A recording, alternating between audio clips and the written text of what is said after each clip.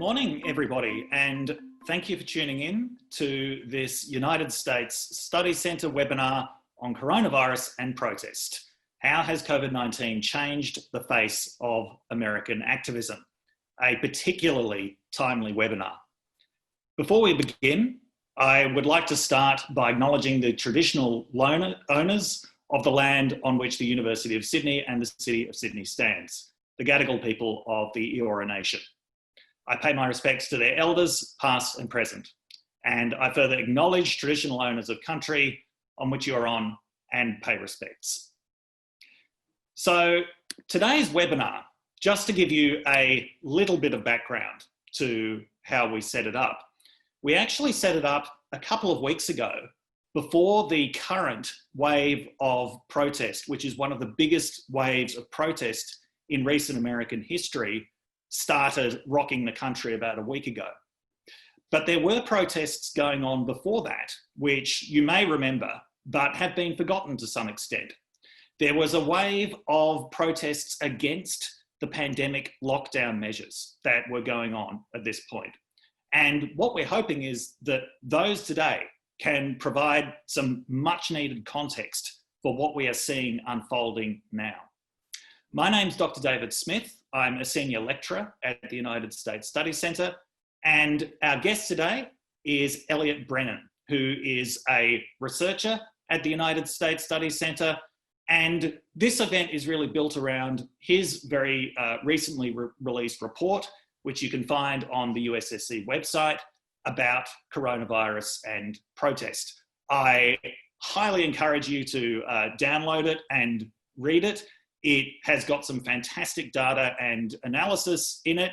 It does look a little bit like a time capsule at this point before the most recent wave of protest began, but no less valuable for that. And so I'm going to start by asking Elliott. So obviously everybody, I imagine probably everybody who's tuning into this webinar has been following these protests in the US related to the death of George Floyd really, really closely over the last week, and especially over the last 48 hours. But you were really following the protests that took place beforehand very closely, the right-wing protests against lockdown measures. What can those protests and the way that they unfolded, what can they tell us about the current protest moment that is happening now in America? Thanks, David.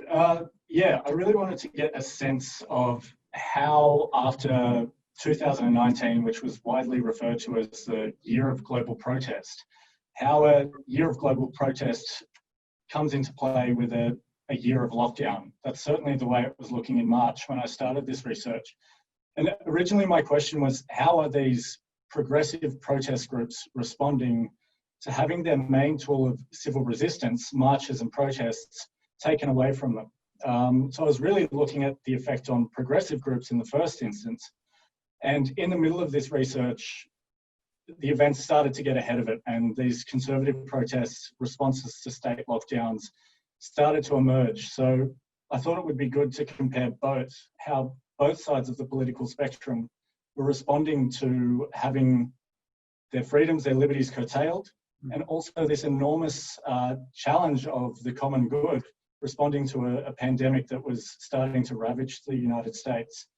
So if we can go to the first slide of the presentation. So here, what this is here is GDELT data of protests between January 1st, 2019 and I think the 4th of May, 2020.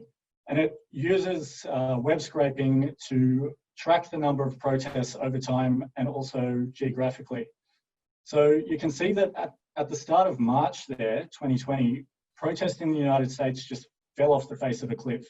And this is about when it started to become apparent that coronavirus was a serious thing. And around the middle of March, right at the bottom of that trough there, is where states started to enact lockdowns and stay-at-home orders.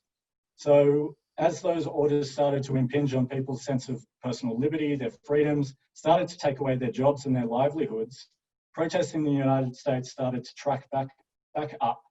And there's a big blue dashed line there. And this was one of the main findings in the report that I was happy to be able to somewhat quantify, is how Donald Trump's infamous liberate tweets played into these protest movements. A lot of media commentary was accusing the president of causing the protests, but by actually drilling into the data, it's quite evident that, as is so often the case with Donald Trump, he leaned into an existing grievance and amplified it. He didn't create the protest movement, but he gave it air, he gave it life, and he emboldened those that were conducting it. Quite remarkably, the number of protests in the United States peaked at a level, this is the 5-day rolling average, peaked at a level above those that we saw in 2019, which were in response to the horrendous conditions that children in immigration camps were being held in the United States. So when those revelations came out, huge protests across the United States, as well as several dozens of high-profile protests for gun control after high-profile mass shootings. The number of protests in the United States in the anti-lockdown movements was higher than this.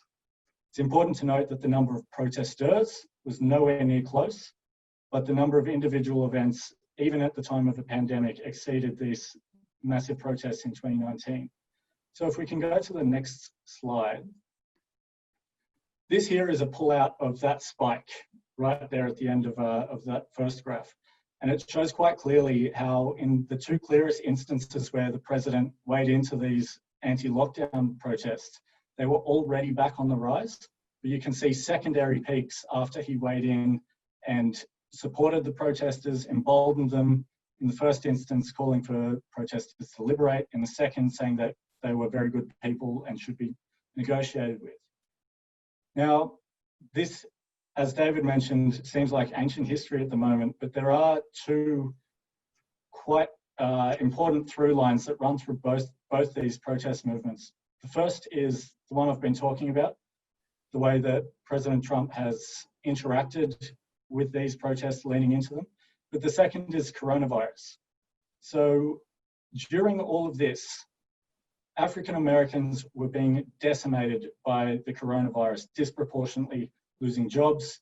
1 in 2,000 African Americans has already lost their life, and this is very early in what looks like the trajectory of the pandemic. And disproportionately, African Americans are frontline workers, and just across the board in incarcerated communities, homeless communities, and the recently unemployed communities, African Americans are overwhelmingly overrepresented. And these are the areas where coronavirus is hitting quite hard. So at the same time that COVID-19 has riled up conservative protests in the United States, it's also laid bare deeply etched social inequalities in the United States that really, really are becoming apparent. And this is one recent source of the anger we're seeing play out now, but this is a phenomenon that stretches much further than President Donald Trump and much further than coronavirus. So back to the first point on Donald Trump and how he weighs into this. He uses protest movements and leverages them against his political enemies. If we can go to the next slide. Again, this is a capsule of just that anti-lockdown movement. But with our fantastic data analyst, Zoe Mears, we were able to break out how these protests played out by state and by the politics of those states. I won't linger on this too much longer than to say there's a clear pattern of Democratic governors and Republican governors that Donald Trump has clashed with personally. He's pointed the finger at these states, and we can see that while there are numerous other factors going on, these states have borne the brunt of protest movement between April and May in 2020. And though the data is simply too incredible at the moment to be able to verify it all, we're seeing this play out again in protests that are largely in Democratic cities and Democratic states. And President Trump has, in his tweets, been wont to point out weak Democratic governors, in his words. So politics is never far from the way that President Trump responds to crises. And that was evident in the first instance, the anti-lockdown protests, and it's very clearly evident what's going on now. I'll leave it there, and we can get into more current events. Thanks very much. And yeah, to everyone, I highly recommend checking out that report. I'm going to go to our first pre-submitted question from an attendee, Jim Orchard. So he asks whether media coverage of small and noisy protests gives added significance to protests more than the number that are participating in it would warrant. And I suppose that we can extend that question as well to looking at the current protests, where there's a lot of media attention on fires that get set, on looting.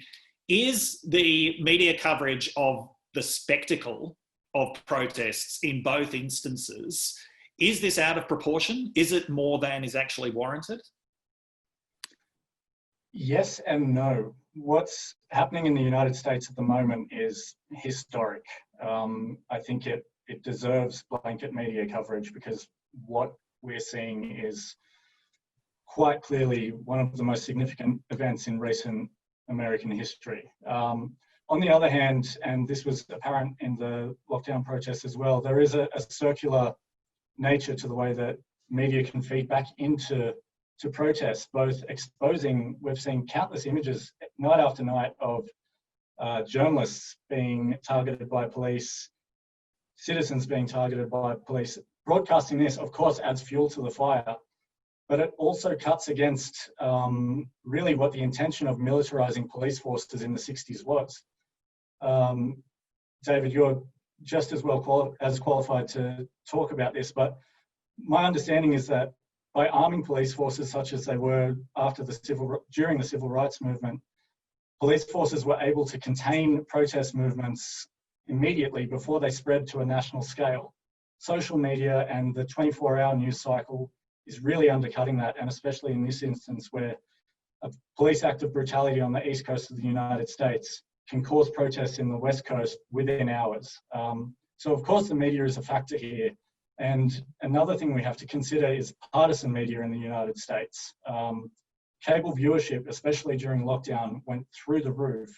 And it created this picture where in polling, viewers of Fox News and viewers of MSNBC have very radically different perceptions of the seriousness of coronavirus, the valiance of the anti-lockdown protesters, and we're even starting to see polling, though really quite early and quite confusing, to be honest, about how people are viewing protests versus riots. But the way the cable media is set up in the United States does nothing to help the entrenchment of the political divide that we've seen play out over these two protest movements. Yeah, absolutely. By the way, I'll just mention to everyone watching at this point, so thank you to those who pre-submitted questions, and we will get to those throughout the webinar. If you have another question for us, please put it in the Q&A box and we'll do our best to get to those. We certainly welcome any questions at this point. Yeah, I mean, on that point about how things are perceived, in my Twitter feed this morning, 2 different polls came up from various poll aggregation feeds, one of which was asking people about whether they thought the police action that led to the original protests in Minneapolis was unjust, and 74% said it was unjust. Quite a staggering, I thought, 58% to 30% said that they thought that the burning of a police station was justified. And I thought, whoa. Then immediately another poll pops up saying that 58% of the population to 30% of the population also thinks that the military units should be sent in to supplement police actions in the riots. So I suppose one takeaway from this is that at the moment, there's a huge amount of information bombarding people. And I think many people's reactions is they're not coming up with coherent ideological responses to it, but they're getting a lot of feelings about different things, about seeing these actions on American streets, about seeing these very heavily militarized police, about seeing chaos. And there's probably a lot of quite sort of contradictory emotions that people are having. So, I mean, I think opinion polls are valuable for seeing what people are thinking, But we also have to remember that these opinion polls are very much going to reflect the kind of media coverage that is coming through. There are issues being really made very, very prominent right now, which may be things that a lot of people don't normally think about.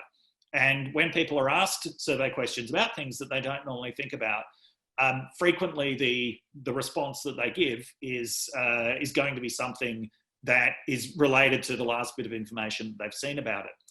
That brings us to the next thing that I want to ask you about, which is about the state response to protests. So a lot has been made of the fact that these predominantly white conservative protesters against the lockdown, they were able to go all the way up to the doors of the State House, even into the doors of the State House in Michigan, while carrying semi-automatic weapons. Well, some of them probably weren't real semi-automatic weapons, but that was the impression that they wanted to convey. This actually led to the legislature being shut down for a few days.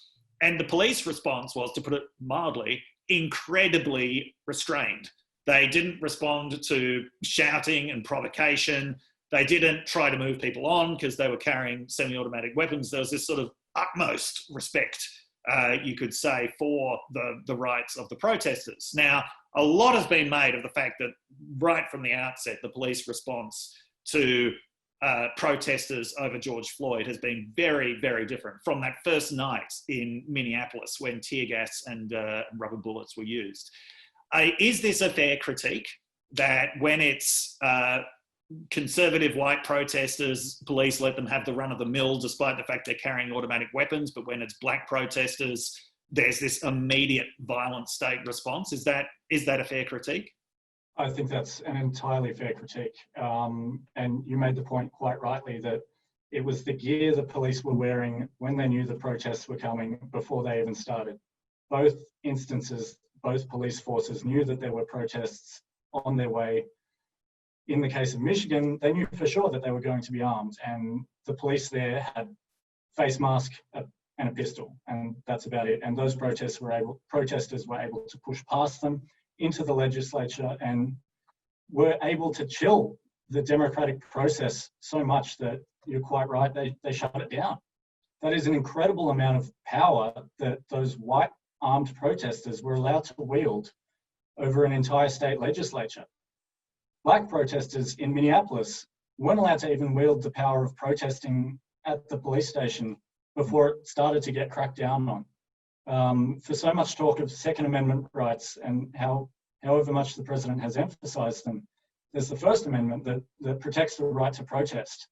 It is quite stark the way the police forces responded to them initially. And David, you said something actually in an interview we both did for SBS about the siege mentality that the police had. Yeah. That's understandable, but it's still not justifiable, to my mind, to preempt. When you have a protest that's protesting militarized policing and you respond to it with militarized policing.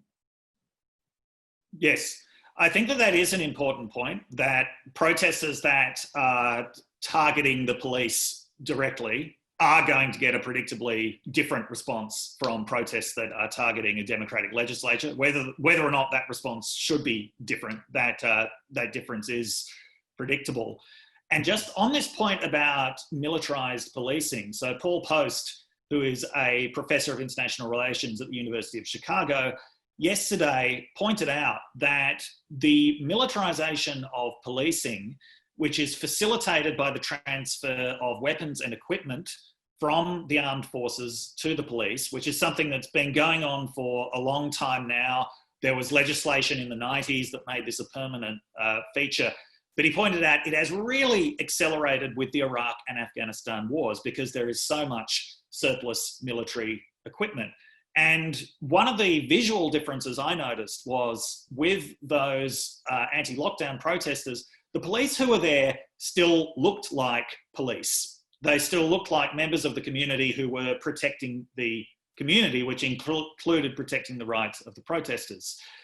The response across major American cities, not all of them, but a lot of them, with the policing, the police don't even look like police. They really do look like members of the military. And in fact, they don't even necessarily look like members of the military. They look more like something out of science fiction, more like something out of RoboCop.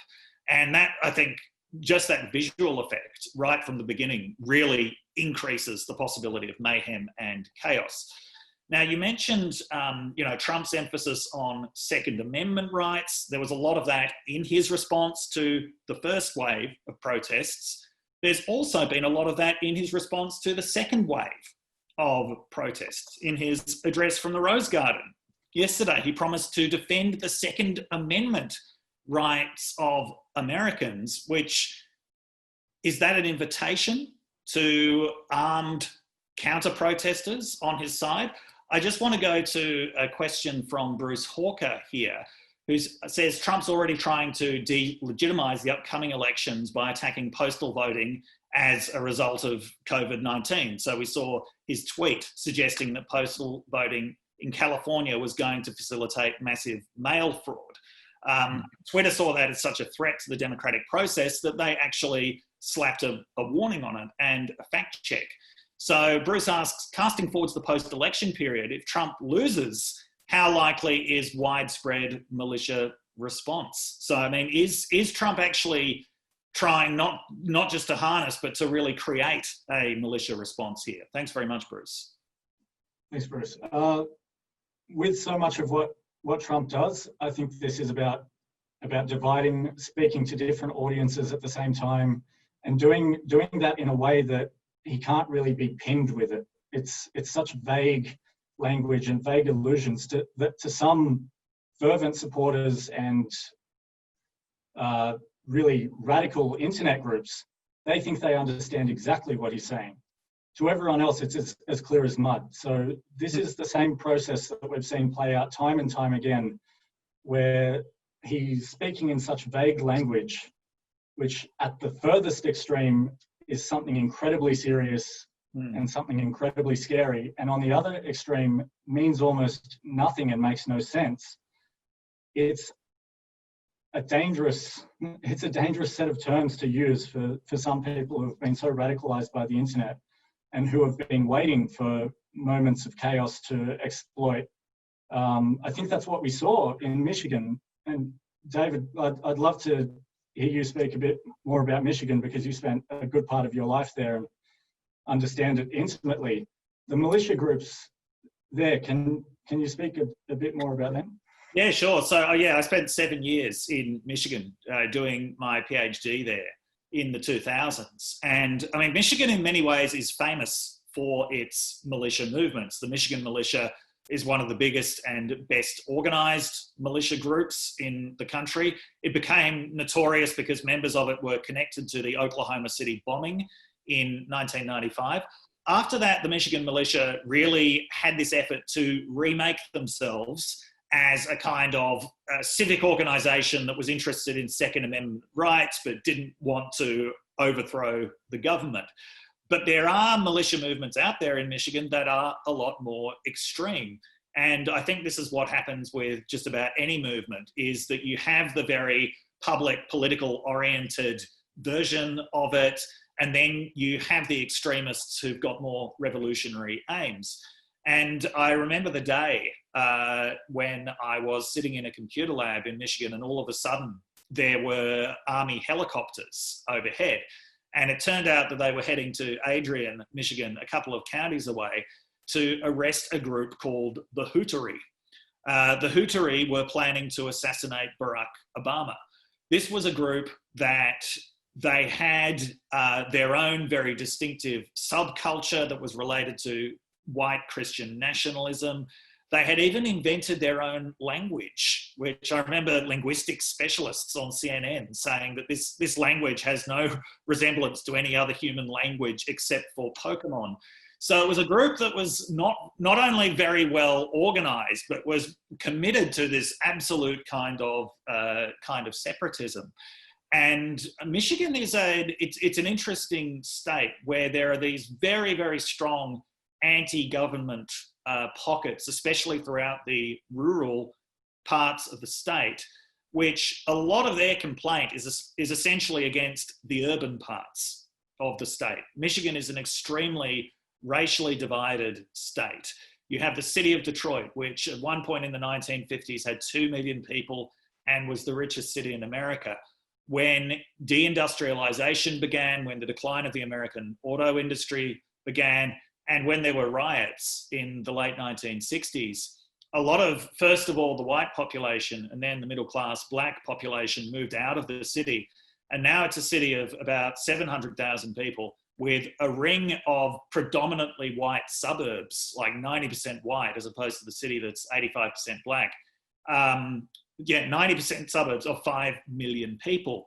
A lot of what we saw in those anti-lockdown protests in Michigan were white people from predominantly rural or ex-urban parts of the state protesting because they believed that the lockdown measures were just there to protect black people in Detroit and that they shouldn't have to have anything to do with people in other parts of the state. And so demanding the reopening of everything. So there was a very heavily racialized component to that, which we'll come back to in a second. But just before we go on, I mean, you talked about how vaguely Trump talks about a lot of things. One of the more specific things, though, that he's talked about is Antifa or Antifa. I'm never quite sure how it's pronounced, where he said that the Department of Homeland Security would designate it as a terrorist organization. For many Americans, this is probably the first time they've ever heard of Antifa, but it is a frequent topic on Fox News. And so why is it that Trump is focused on this? And Ash Jones in the Q&A asked a question which I think a lot of people are thinking, which is, how big is Antifa anyway, given the scale of these protests? And will Antifa change anything? What can you tell us about Antifa? I spent a bit of time covering Antifa while I was a journalist in 2014.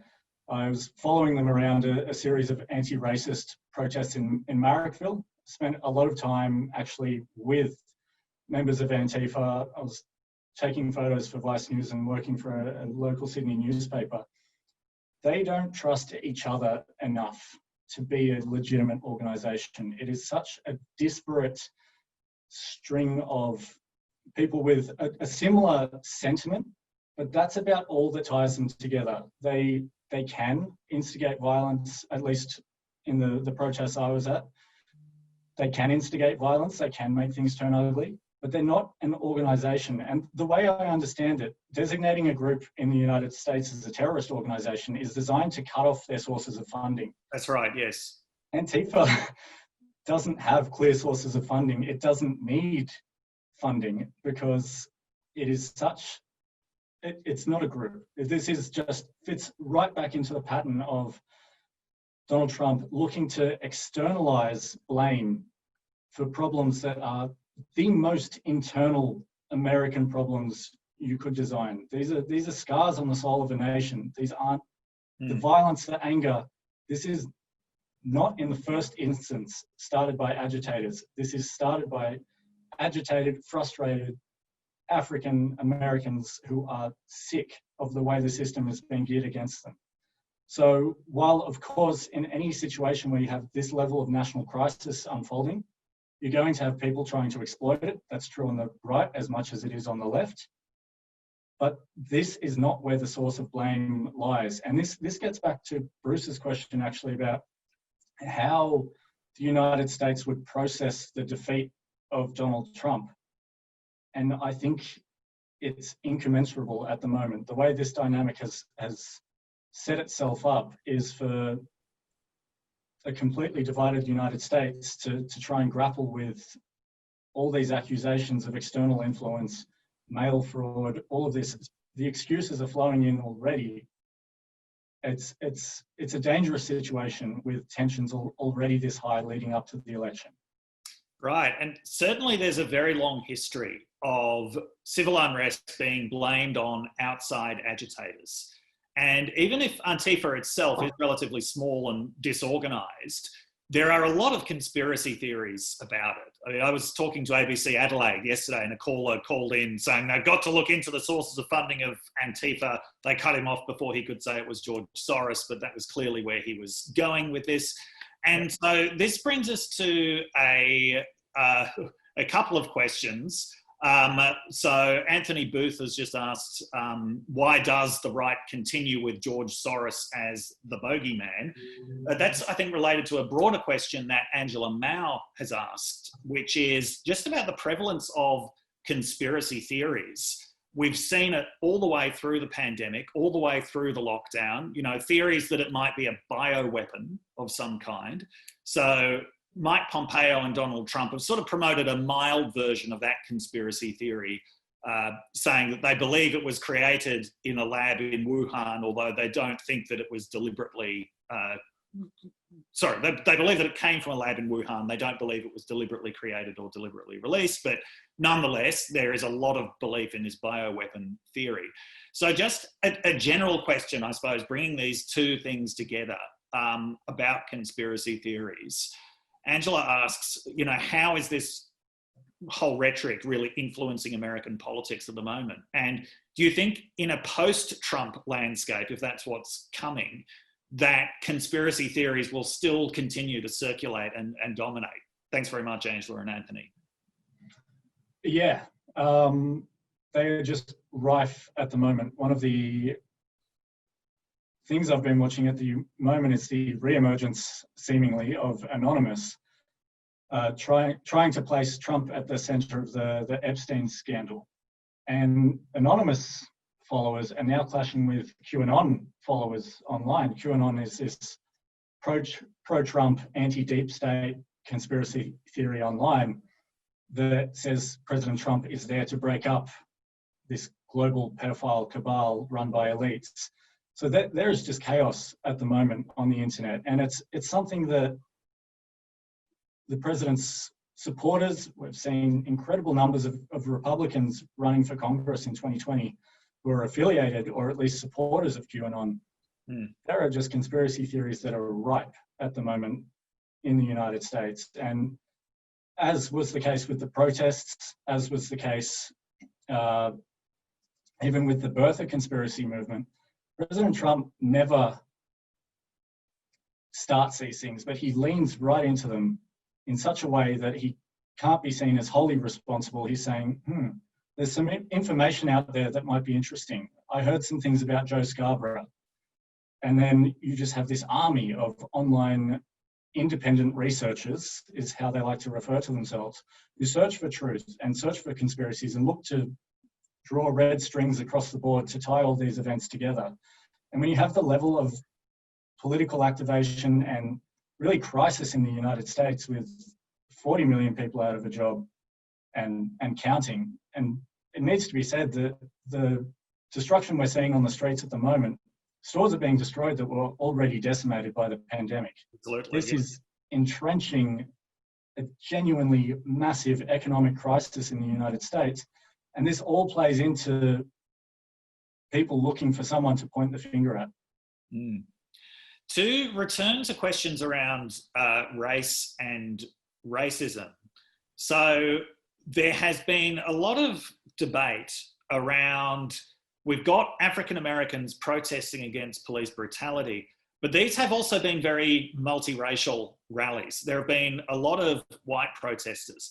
A lot of the worst excesses of the protesters have actually been blamed on what people are referring to as white riot tourists, people who are just there to break windows and for a bit of excitement. And Ariel Castro Martinez asks a question which I think is relevant, perhaps not just to these protests, but to the whole movement that is going on at the moment. And we even see this in controversies around the use of social media. You know, a lot of white allies are weighing in to these debates, and there's a lot of debate about, okay, it's great that you're showing your allyship, but shouldn't we be making more room for Black voices, for people of colour at the moment? So Ariel asks, first of all, how does race affect how protests are viewed? And second, what power do minority protesters have to resist either this co-option or external definition? Yeah, I would say absolutely yes. Race clearly factors into the way protesters are viewed. And again, you can just go straight back to the White House for this. Thugs versus very good people. The thugs, of course, were Black Americans protesting. The very good people were armed white Americans forcing their way into the Michigan legislature. This is, again, it gets into that preconceived notion that Black Americans aren't going to be peaceful protesters, and that's not the case. We're seeing every day as this plays out during the day that there are overwhelmingly peaceful protests taking place. There are, of course, skirmishes, but these start as peaceful protesters, and it's as day gives way to night that things start to take a darker turn. And even in the way newspapers are covering this, language and imagery has such an important role to play in how these protests and riots, which are at once separate issues but also entwined, are covered. You can't portray peaceful protesters as the same as the rioters and portray them as all Black, because it's clearly a multiracial presence on the streets. It's much bigger than race, but it's still clearly about racial injustice and injustice in the United States. Okay. Thanks very much. And that brings us to a question from Freya Zemek. Great to see you again, Freya.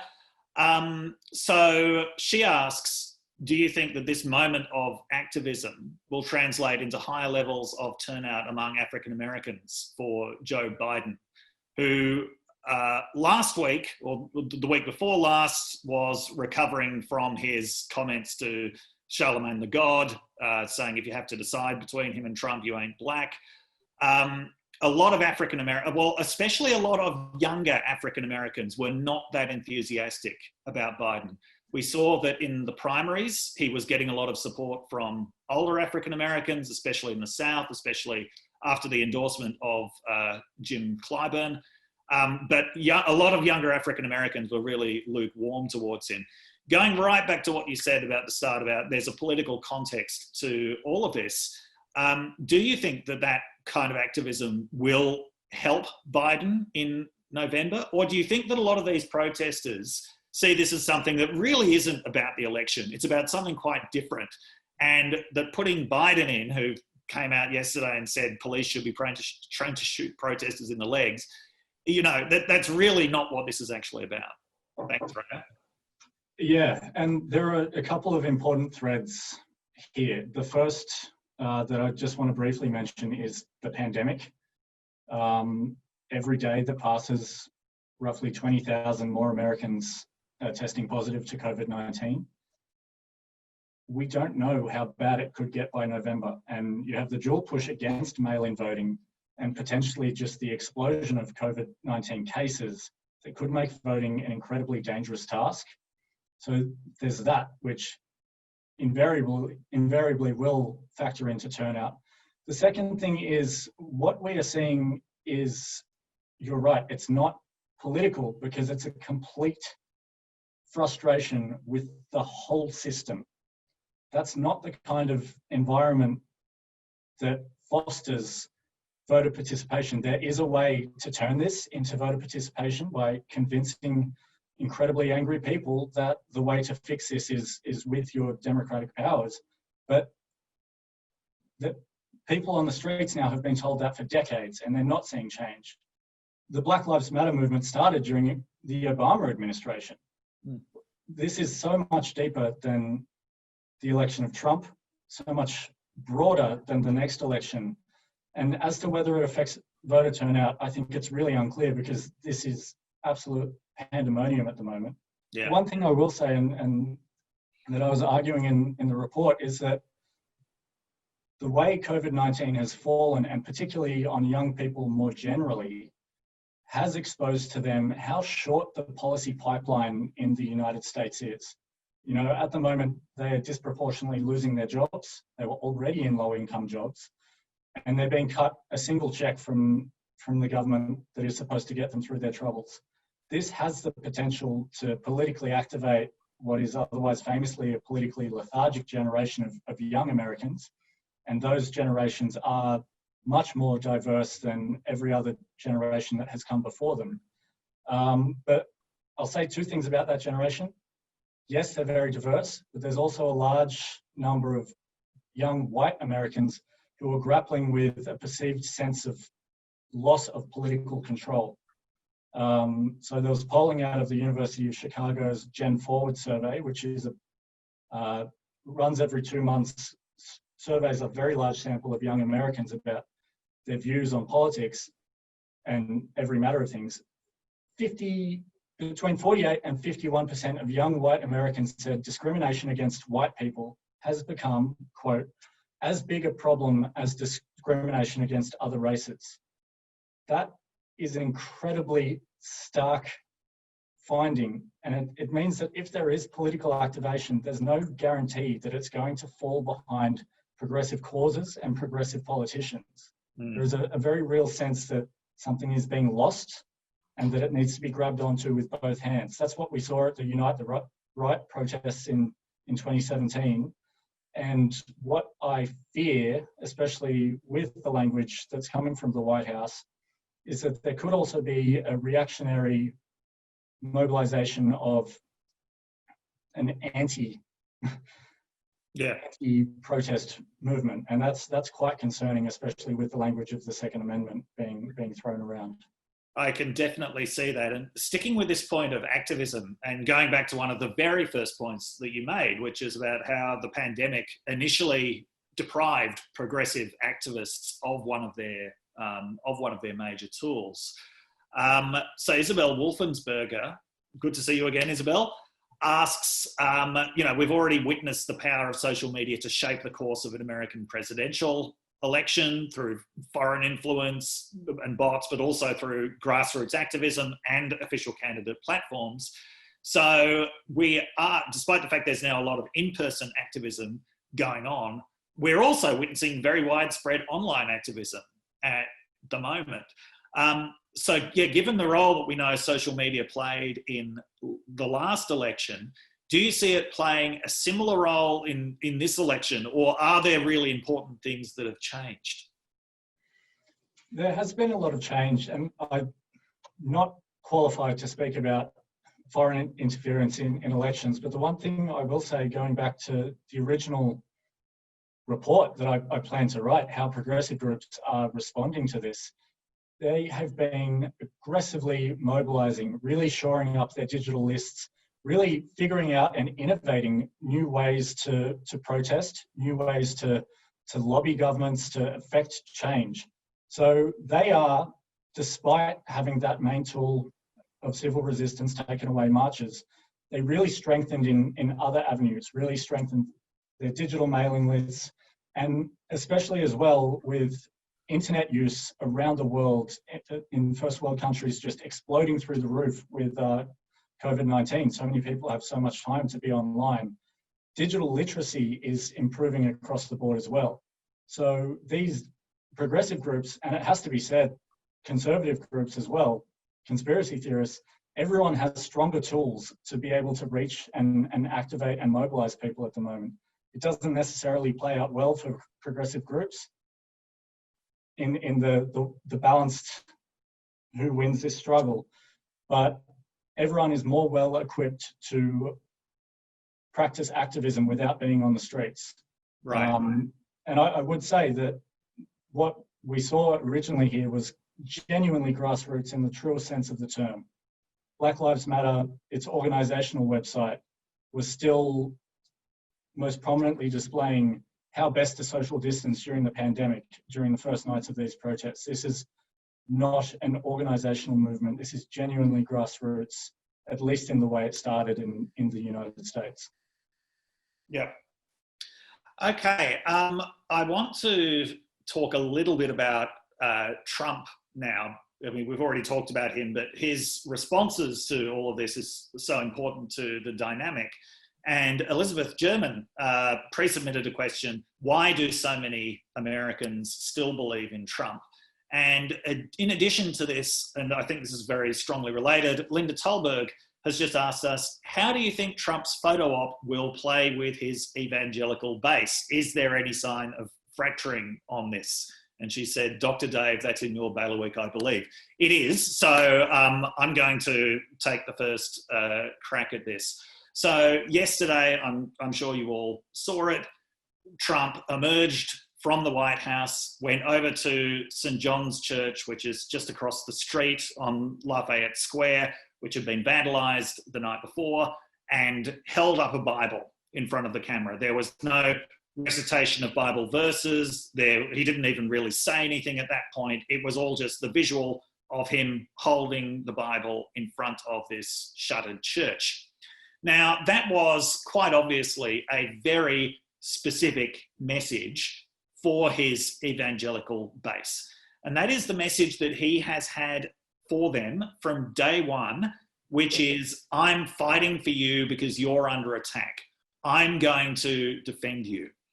There's a bit of a misconception about Trump's relationship with evangelicals. And people often ask, look, you know, this guy does not lead an exemplary Christian lifestyle. If you look at his multiple divorces, his association with the porn industry, his language, his obvious unfamiliarity with the Bible, you know, why do Christians like him? And the answer to that is that for a lot of white conservative evangelical Christians, they know that he is not an exemplary Christian. A lot of them would probably have their doubts about whether he's any kind of Christian at all. What he is, and what he has always promised to be, is someone who is on their side.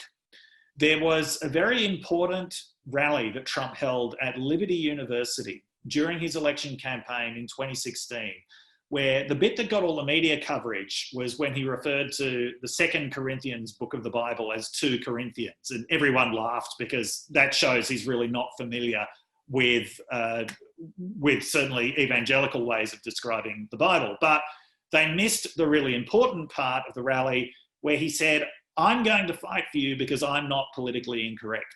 Because I'm not politically correct. Okay, so the message that he was sending was that his own struggles are part of this broader cultural struggle. He's basically saying, I've got the same enemies as you, so I'm going to fight for you. So evangelical Christians are quite prepared to forgive his personal lack of familiarity with the Bible, his personal life. He has delivered arguably more political victories to the Christian right than any other president, including ones who were practicing evangelicals. When you look at the number of judges he's appointed, when you look at the way that he's escalated things with Iran, moving the US embassy in Israel to Jerusalem, all of these are things that his evangelical base wanted. He's even given them things that they had given up on, like rolling back Obama's allowing trans people into the military. So, I mean, he's really delivered for them. But there's also a very definite identity politics there, saying to Christians, you are under attack, I am defending you. And he's really trying to use this issue to say that all of this anarchy, all of this chaos, all of these black people rioting, this is part of the big culture war that's going on. And Christianity will be under attack, and I'm going to defend you from it. So I think, yes, for the specific audience that was intended for, it's going to play well. There has been a little bit of fracturing around the edges of the Christian coalition behind Trump. But what we're seeing is it's the most sort of intellectual, cerebral components of it that have turned against Trump. So it's people who managed to convince themselves last time around that Trump was worth voting for because he would defend them. You're now beginning to see them. You're seeing prominent Christian publications like Christianity Today. You're seeing people from denominations like the Southern Baptist Convention turn against him. A lot of people were furious about how that church photo op actually panned out, where in order to clear the square for Trump to walk across it, they had to tear gas and use rubber bullets on people who were standing in the patio area of the church, including clergy. So, you know, a lot of people think it was actually a violation of religious liberty, if anything. But, I mean, this is an Episcopalian church, and conservative evangelicals in Trump's base have no time for Episcopalians anyway. But what they are really into is that kind of symbolism that Trump was demonstrating. As to that broader question from Elizabeth, why do people still believe in Trump? A substantial part of Trump's coalition are conservative white evangelical Christians who really do see him as a figure that was brought to them by God, as someone who is doing God's work. And they would point to, there's a long history in the Bible of God using these unholy people like King Cyrus the Great in order to accomplish his will. That's how a lot of people see him. But this isn't Trump's whole coalition. Elliott, would you like to tell us what you think about, because we do see nothing seems to move Trump's approval rating that much in the end. It's always in the 40s, no matter where it is. So that 40%, at least, of people who are always sticking with Trump, what do you see motivating them? Yeah, I would just extend your analysis. It really is the sense that Trump is able to instill in people that I am fighting for you. I understand your problems. No one else does. I get it. No one understands this better than I do. I will fight for you. Whether or not he backs that up, it hasn't seemed to matter, because that is the message that he understands. So it's been really quite difficult for his base to shake. And this again gets back to the young white Americans that I was talking about. It's across the board, a sense that white America is losing control. The United States will be majority minority by, I think, between 2030 and 2040. For many Americans, that seems to be a crisis. And certainly in the way that President Trump has riled up racial tensions, he's positioning himself as the person who's going to fight for traditional America. And that's why the language echoing Nixon even this morning has been quite concerning, because that's where this whole cycle of militarized policing started. That's the crux of what we're seeing now. And President Trump has shown no inclination to break the cycle.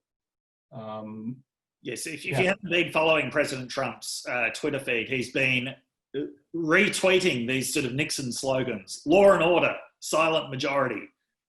Someone pointed out on Twitter as if they're Harry Potter spells. But yeah, he's looking very Nixonian at the moment. And related to that, I think, so Nixon was never a fan of the media. He saw the media as permanently biased against him and against his people, against his constituency. And there was a lot of resentment that he tapped into there. So Thomas D. Baldraith, sorry if I've mispronounced that, Thomas, but thanks for your question, asks that with a lot of documentation of police attacking journalists, and I've seen more than 100 instances of this collected on Twitter, as well as peaceful protesters, do you think that that's a deliberate strategy adopted by the authorities? There have been deliberate attacks on media. You see the footage of the guns, the rubber bullet guns, clearly pointed at cameras. But I think that's the sweep of convincing police that they're in a war zone. It's that sort of mentality that really plays into it. One of the things we are seeing is that journalists being attacked is getting journalists on side with the problem of police brutality. I'm not saying in any way that this is a good phenomenon, but time after time, when you have journalists involved in the United States woes, you saw this with Jamal Khashoggi and the war in Yemen. A journalist died, and it was taken very seriously by the Fourth Estate, really cranked into gear, and that's what we're seeing here. It's not fruitful for police, if they're interested in keeping the status quo of the way they've been policing, to attack journalists. Yeah. And it's also spreading the criticism around the world, with 7 News crew attacked yesterday in the clearing of Lafayette Square.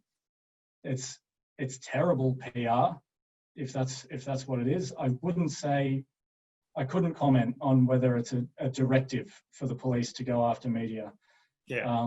I would speculate that it's just police swept up in the warlike situation that's playing out on the streets.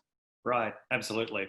Okay, we've only got a few minutes left, so I just want to address a couple of final questions. I'm going to merge a couple of questions together here. So Jamie Langerbeer has asked us about the sensationalism of negative media and negative social media, asking kind of, does that drown out the possibility of positive moments to take from this, like amplifying positive, good activism that is coming out? And I want to feed this into one of the pre-submitted questions from this morning, just bringing it up, sorry, which was about Australia. And so this is from Genevieve Flynn. And we do need to mention here that police brutality against Black people is not a problem that is unique to the United States. In 1987, in Australia, we had the Royal Commission into Black deaths in custody. It had many recommendations, none of which were ever implemented. Sally Rugg pointed out on Twitter earlier this week that no police officer has ever been held criminally responsible for the death of an Indigenous person in police custody. And we've seen just in the last 24 hours, social media captured footage of a New South Wales police officer assaulting an Indigenous teen, and then a response from the police minister that he was equally upset about the fact that this teenager made a threat to the police officer. We have seen deaths of Indigenous people in custody this year that have led to protests, although they haven't got anything like the publicity that they get in the US. So Genevieve asks, how can Australia harness the momentum that is developing in America to instigate thoughtful and lasting change in Australia? This is absolutely a moment for internal reflection. It's so easy to point the finger at the United States and say, look how bad that is, and just ignore everything that's happened in Australia and that's happening in Australia. As social movements go, the United States has a remarkable ability to be able to export its protest movements, and we're seeing that certainly in Australia, but there is genuinely a lot to be angry about in Australia, and that footage yesterday was evidence that there are still problems that, you know, our house needs to be in order as well. So the way to respond to it is to take on board, I think, the messages of the progress that we're seeing coming out of the United States, and to absolutely keep the focus on institutional problems that are ripe within our system as well. The deaths of Aboriginals in custody haven't been able to get the same sort of media attention, but now they are, and that's something that is an indictment on Australia, that it hasn't been able to give this issue enough light. But now the world is watching the United States, but it's also starting to look internally. And I think it's absolutely a moment to capitalise on and push for change in Australia. Okay, thanks very much. We have just about reached the end of our time now. So Elliott, I'd like to thank you very much for all of your insight today, and I would encourage everyone who is watching to have a look at his report.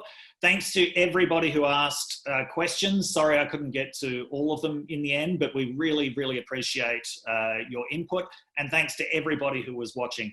Finally, thanks to Janine Pinto and Mara Gonzalez from the United States Studies Centre who organised this. So on that note, thanks once again, everybody, and we hope to see as many of you as possible on June the 5th.